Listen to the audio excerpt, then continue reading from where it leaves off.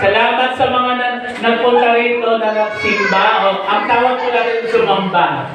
Kasi yung nagsimba, sa dati nating kinagisnan yon. Ang word po na gagamitin natin, kaya ka na, sasamba tayo. Hindi tayo sisimba. Sasamba. Diba? Okay. So, ang ating kasunod na announcement pangalawa, yung water baptism sa April 17. Sino po ang decided? I have decided. Palapakan natin, Sister Maricel, Sister Brother Gerald. Okay, Sister Lucy, pwede. Si Brother Marlon, Brother Elmer, ayan. Okay, marami na. Sabi ko nga sa inyo, kahit isa lang yan. Sasama ako. Sa Danaitan pa kami pupunta. Sino sasama sa Danaitan? Magpatla ka. Kakain tayo doon ng pudot fight sa dahon ng sabi. Doon sa may ilog ng Danaitan. No? Kung maghapon tayo doon ng Webes, dito tayo makikita-kita ng alas 6. Panawagan, mag-share na po ng kahit 100 muna. Bawal isa. Bahala na si Lord magdagdag ng ulam. Ang church, sagot ng church ang kanin. Sagot din yung ulam. Kaya ang pinipitin yung ulam, saka tubig. Ay, no. Juice o kaya dessert.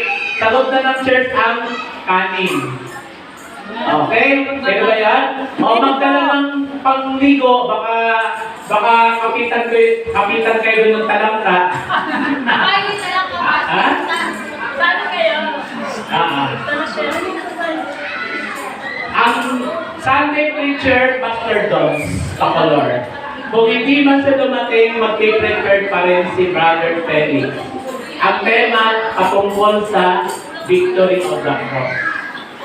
Ano mga paksa related dyan? May DBPS tayo nakadepende sa Paranaque.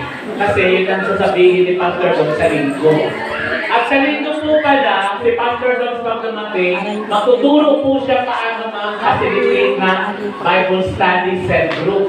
May guide po yun. Katulad sa group ko, kaya nang mag-facilitate ni Jessa, ni Erica, ni Lysel, di ba? Pero pa kanina naman yung tatlo na yan. Si Erica, kaya nang mag-lead ng Bible Study. Si Jessa Dakanay, si Jessa Mana, di ba? Tatlo kayo sa group ko. Tuwing Wednesday, meron po kami discipleship, may lead po yan. Meron pong booklet na sinusundan. Okay? Nasa po kami ngayon, lesson 1 ng book 1 ng Rick Warren. No? Discipleship booklet na Rick Warren. Ngayon po, yung mga hindi nakakadalo sa grupo ni Sister Miles at sa grupo ko, dito po tayo mag-aaral ng Friday. Yung gusto, magkipag-ugnayan lang po sa akin para dito tayo sa church mag-aaral. Lalo na po yung mga hindi nakakadalo sa grupo ni Sister Miles at grupo ko. Pwede po dito sa church.